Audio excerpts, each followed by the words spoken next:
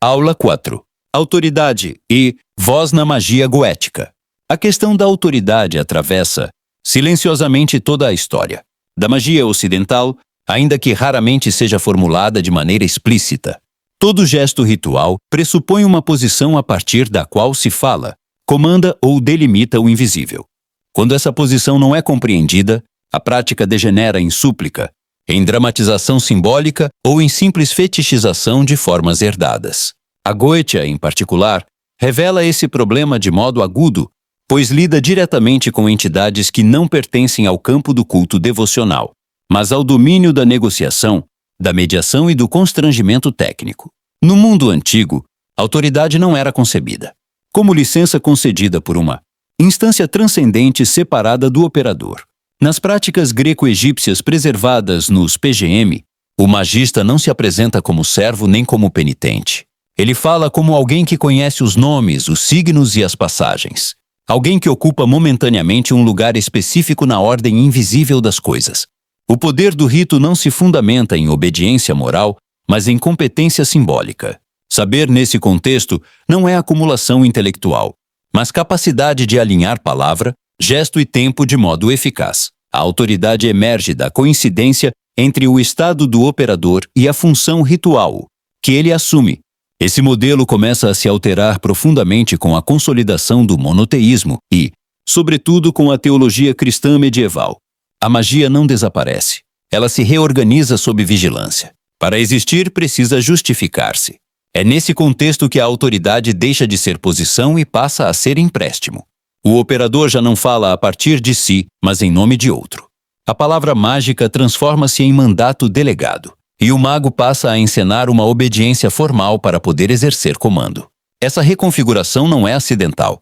Ela reflete uma tentativa de tornar a prática mágica compatível com uma cosmologia baseada na soberania absoluta de um único Deus. Os grimórios salomônicos são a expressão mais acabada dessa solução de compromisso. Neles, a autoridade do operador não reside em sua capacidade interna ou em sua integração simbólica, mas na invocação incessante de nomes divinos, selos e juramentos que remetem a um pacto mítico originário. O mago não ordena porque ocupa uma posição legítima, mas porque supostamente fala respaldado por uma instância superior que constrange os espíritos convocados. Essa estrutura carrega, desde sua origem, uma tensão insolúvel. Os mesmos espíritos tratados como adversários cósmicos são forçados à obediência pela autoridade da divindade que os condena. O resultado é uma prática atravessada por medo, teatralidade e dependência simbólica excessiva. Essa contradição não é apenas teológica, ela é operativa. Quando a autoridade é externa, o operador tende a fragmentar sua própria voz ritual. Ele fala, mas não se reconhece como fonte real do comando. Por isso, os grimórios acumulam camadas cada vez mais densas de proteção, listas intermináveis de nomes e ameaças ritualizadas. O excesso gráfico e verbal surge como compensação para a ausência de eixo interno.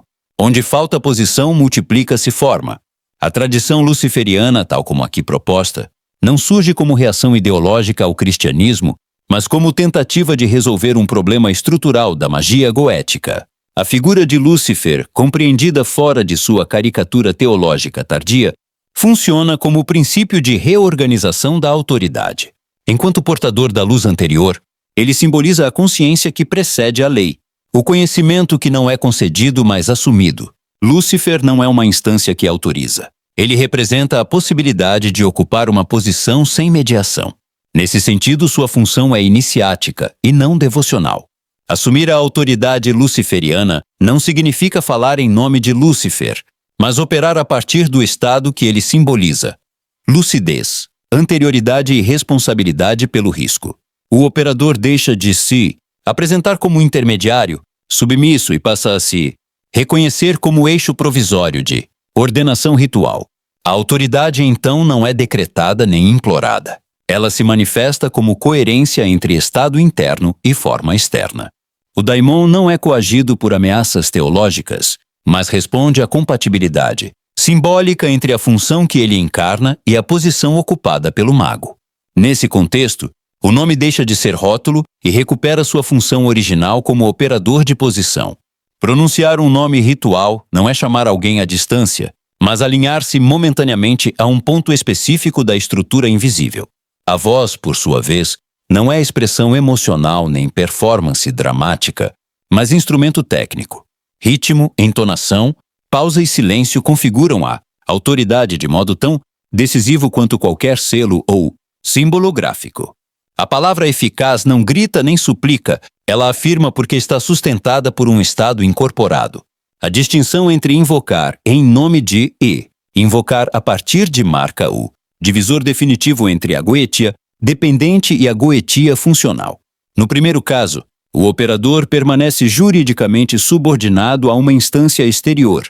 No segundo, ele assume uma função ontológica temporária.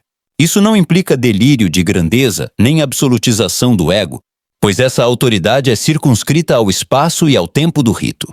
Encerrada a operação, a posição se dissolve e o operador retorna ao mundo comum sem resíduo de soberania metafísica. Compreendida dessa maneira, a autoridade mágica deixa de ser um dogma implícito e passa a ser um princípio técnico claramente definido. Não se trata de negar a tradição herdada, mas de desmontar suas camadas tardias para recuperar aquilo que permite à prática operar sem contradição interna.